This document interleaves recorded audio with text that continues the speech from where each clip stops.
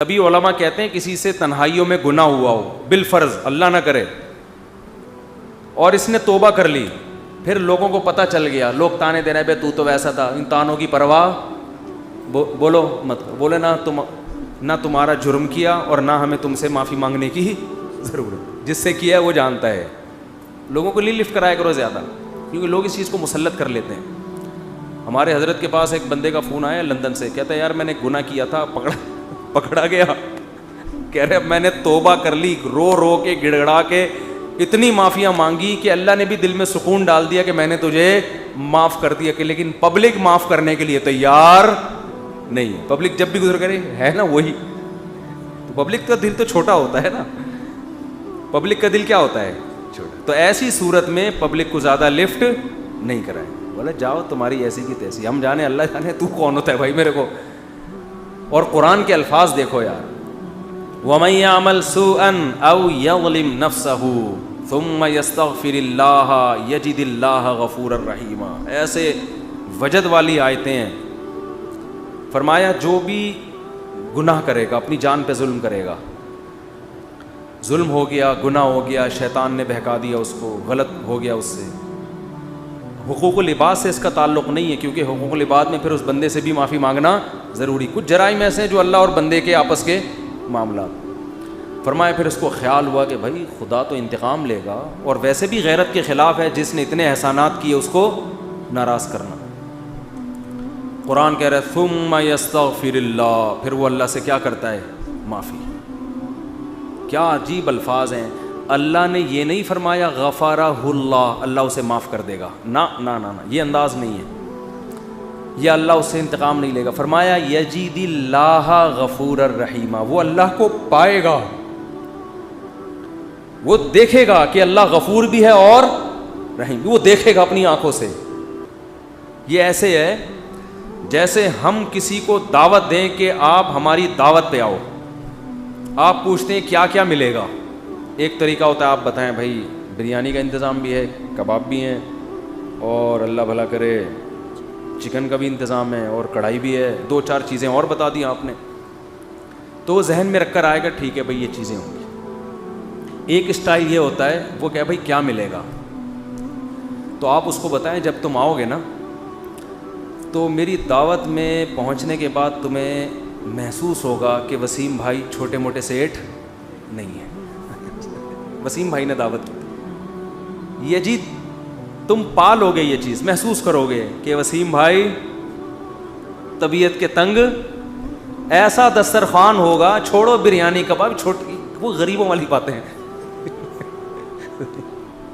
کیا بریانی، مسالے والی بریانی، اور مفتی صاحب کے بیان سنتے رہتے الٹے الٹے، مسالے والی بریانی، چپلی کباب، کوئٹہ کی چائے. ابے بھائی چھوڑو یہ باتیں، یہ تو کہیں کھانچے وانچے میں پڑی ہوئی ہوگی. ٹھیک ہے نا. یجد تم پاؤ گے، مجھے محسوس کرو گے کہ یہ چھوٹا موٹا سیٹ نہیں ہے. دسترخوان دیکھ کے اندازہ ہو جائے گا بھائی کوئی بہت بڑا آدمی ہے. قرآن کیا کہتا ہے؟ جو گناہ کرے گا اور توبہ کرے گا، یجید اللہ غفور الرحیم. اللہ یہ نہیں فرما رہے کہ اس کو معاف کروں گا، اللہ فرماتے ہیں جیسے کوئی بندہ دعوت پر آئے تو آپ کہو بھائی تم پاؤ گے کہ میں چھوٹا موٹا سیٹ نہیں ہوں. تو اللہ کا انداز یہی ہے. فرمایا تم سے کتنا بڑا جرم ہو جائے، کتنا بڑا جرم، یہاں تک کہ نبی نے فرمایا کہ اللہ فرماتے ہیں یا عبادی لو بلغت ذنوبک عنان السماء، تم نے گناہ کرتے کرتے کرتے کرتے زمین آسمان کے خلا کو بھر دیا، اتنے گناہ ہو گئے. ثم استغفرونی، پھر ایک دن تمہیں خیال آیا یار یہ غلط ہوا ہے، یہ نہیں ہونا چاہیے تھا، رب کو منانا چاہیے، بالآخر اس کا انجام برا ہے، گناہ کی سزا ملتی ہے. تو آپ نے ہاتھ اٹھا کے اللہ سے معافی، کسی اور کے در پہ نہیں گئے، کسی کی پرواہ بھی نہ کرو کون کیا کہہ رہا ہے، اللہ سے معافی مانگی. تو حدیث کے الفاظ کیا ہیں؟ قرآن کے الفاظ بھی عجیب ہے جو میں نے بتائے. قرآن کے الفاظ کے اللہ فرماتے ہیں معاف کرنا تو یہ تو ہلکی بات ہے نا، معاف کروں گا تو مطلب یہ کہ یہ بریانی ملے گی، کوفتے ملیں گے، سالن، یہ تو ہم نے بتا دیا نا. اللہ فرماتے ہیں توبہ کر کے دیکھ تو اللہ کو غفور اور رحیم پائے. غافر نہیں، راحم نہیں، غفور مبالغہ ہے. تو اللہ کو محسوس کرے گا کہ تیرا رب چھوٹا موٹا معاف کرنے والا نہیں ہے. رحیم کا مطلب بہت رحم کرنے والا ہے. اور اللہ یہ تجھے دکھائے گا. دکھائے گا کا مطلب کیا ہے؟ تیرے دل میں سکون پیدا ہو جائے گا کہ میرے رب نے مجھے معاف کر دیا. یہ توبہ کا پہلا انعام ملتا ہے دنیا میں. معاف بھی کرے گا اور اطمینان بھی دلا دے گا کہ معاف کر دیا. تعلق, وہ اطمینان کی علامت کیا ہے؟ اللہ سے جو تعلق ٹوٹا ہوا تھا وہ آپ کو جڑا ہوا محسوس ہوگا. گناہ کی وجہ سے جو دل میں کالک آ گئی تھی وہ کالک آپ کو ختم ہوتی ہوئی نظر آئے گی. یہاں تک علماء کہتے ہیں کہ بعض لوگ گناہ کر کے ایسی توبہ کرتے ہیں کہ گناہ سے پہلے جو اللہ کا ان سے تعلق تھا نا, گناہ کے بعد جب توبہ کی تو اس سے زیادہ اچھا تعلق پیدا ہو جاتا ہے ان کا, پہلے سے بھی زیادہ اچھا اللہ کی محبت پیدا ہو جاتی ہے. یہ تو قرآن میں, حدیث میں کیا آتا ہے کہ اگر زمین اور آسمان کے خلا کو تم نے گناہ کر کر کے پر کر دیا, ثم استغفرونی, پھر مجھ سے مغفرت طلب کرو, لغفرت, معاف کروں گا. اتنا کافی تھا نا یہ جملہ. یار نہیں آ رہی سمجھ میں. دیکھو اللہ یہ کہہ دیتے کہ زمین اور آسمان کے خلا کو پر کر دیا, مجھے ناراض کیا ہے نا, پبلک کے پاس جانے کی ضرورت نہیں. عیسائیوں میں پادریوں کے پاس جا کے معاف کرواتے ہیں, اتنے پیسے لے لو معاف کر دو. اللہ کہتے ہیں پادری کا کیا بگاڑا ہے تم نے, ناراض مجھے کیا ہے. نماز چھوڑی ہے, مجھے ناراض کیا. زنا کیا, مجھے ناراض کیا. انٹرنیٹ پر فحش فلمیں دیکھی, مجھے ناراض کیا. یہ جو ہو رہے ہیں گناہ آج کل, کچھ بھی کیا, مجھے ناراض کیا نا, آؤ میرے سامنے گڑ گڑاؤ. تو اللہ نے کیا کہتے ہیں, زمین اور آسمان کے خلا کو پر کر دیا, پھر مجھ سے معافی مانگو گے, معاف کروں گا. کافی ہے نا, بس کر دیا معاف. آگے اللہ ایک اور جملہ بناتے ہیں, لا ابالی, کسی کی پرواہ. بولو, اردو میں لفظ سماتے کہتے ہیں بڑا لا ابالی قسم کا آدمی ہے. سنا یہ لفظ؟ ہاں بولنے میں کچھ ٹیکس لگتا ہے. لا ابالی کہتے ہیں نا, یہ عربی کے لفظ سے آیا لا ابالی. لا کا مطلب نہیں, ابالی کا مطلب پرواہ نہیں کرتا میں کسی کی. جیسے جو آدمی کسی کی پرواہ نہیں کرے بڑا لا ابالی سا آدمی ہے. تو اللہ کیا کہتے ہیں, لا ابالی, معاف کروں گا, کسی کی پرواہ نہیں. کیا مطلب؟ یہ جملہ لگانے کی کیا ضرورت تھی؟ جملہ اس لیے لگایا جا رہا ہے کہ بہت سے نیک لوگوں کو اعتراض ہو سکتا ہے, اے اللہ اتنے سارے گناہ سیکنڈوں میں معاف. یہ بات ہماری کھوپڑی میں بولو نہیں, کچھ تو تھوڑی سی ہوتی. جیسے ایک بیٹا نافرمان ہو, 20 سال باپ کو ستاتا رہے. اب باپ کو زندگی بھر ستایا اس کو, باپ نے کہا ایسی کی تیسی ہے, ابھی دیکھتا ہوں میں جائیداد سے آگ کر دوں گا, میں یہ کر دوں گا. باپ بوڑھا ہو گیا, مرنے لگا ہے بھائی, اب جائیداد کی تقسیم کا وقت آ رہا ہے, اور اب یہ گیا, اس کو پتہ ہے کہ اب تو سارا معاملہ خراب, زندگی بھر ستاتا رہا. آخر میں آ کے ابا سے کہتے ہیں, ابا I am very very sorry. ابا کہتے ہیں چل جا معاف کیا. دوسرے بیٹوں کو آئے گا نا غصہ, ہے بھائی ابا یہ کیا, یہ تو آپ کے رحم دل ہونے سے ناجائز فائدہ اٹھا رہے ہیں بھائی, ابھی آپ کے جانے کا وقت ہے, اور یہ آ کے سوری کر کے چلا گیا. تو ابا اگر ابا ہوں گے تو آپ دوسرے بچوں کو کیا بولیں گے, باپ تم ہو یا میں ہوں؟ کیا خیال ہے, باپ تم ہو یا ٹھیک ہے تمہارا مشورہ ہے میں نے سوچ لیا. باپ بہرحال کون ہے, میں, میری مرضی, میری جائیداد ہے, میری میراث ہے, میں کسی کو بھی نہ دوں, میں صدقہ کر دوں, جاؤ. لیکن انسان کا اتنا ظرف ہوتا نہیں ہے. اب اللہ پر تو موت واقع نہیں ہوگی, لیکن انسان پر تو موت واقع ہوتی ہے, اور موت کے بعد رحمت کے چانسز ختم, توبہ کے دروازے بند. ساری زندگی گناہ کرتا کرتا اب موت سے پہلے اللہ سے کیا کہہ دیتا ہے, آئی ایم سوری, معاف کر دے. تو اللہ کہتے ہیں کہ میں معاف کر کے, آگے پہلے ہی بتا دیا کہ کسی کو اعتراض کرنے کا حق, اللہ کو پتہ ہے بہت سارے لوگ آئیں گے, یا اللہ یہ کیا ہے بھائی, یہ کیا اتنے سارے گناہ ہو رہے ہیں اور اس نے معافی اور 1 سیکنڈ میں معاف, یہ تو تیری حکمت کے خلاف ہے, یہ تو مصلحت کے خلاف ہے, یہ تو یوں ہے, یہ تو ناانصافی ہے. اللہ کہتے ہیں بولنے دو, مجھے پرواہ, بولو نا, نہیں ہے. تم نے تھوڑی جہنم بنائی ہے, میں نے بنائی ہے. نافرمانی اس نے میری کی, معاف کرنے کی طاقت مجھے ہے, تو میں جس کو چاہوں معاف کروں. تمہیں کیا تکلیف ہو رہی ہے؟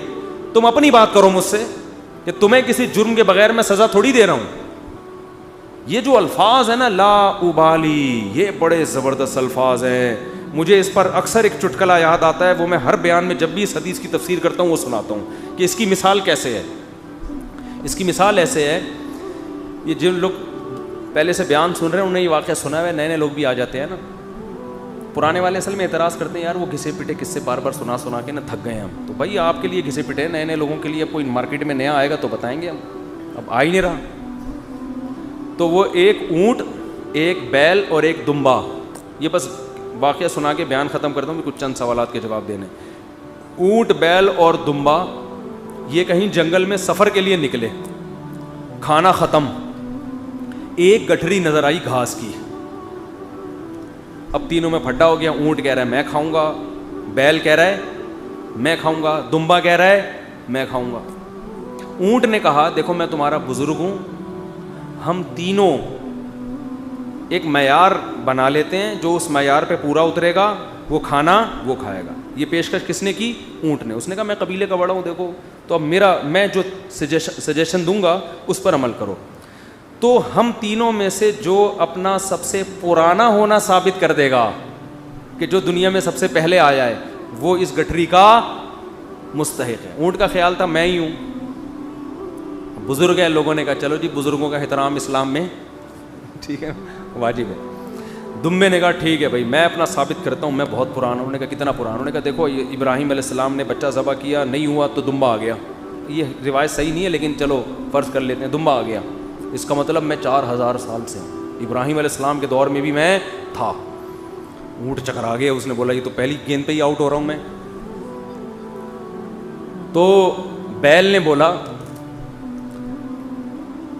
بولا کہ آدم علیہ السلام جب زمین پہ آئے تھے زمینداری کے لیے ٹریکٹر ایجاد نہیں ہوئے تھے, تو کچھ تو اگایا ہوگا نا, تو کھیتی باڑی کس سے کی تھی انہوں نے؟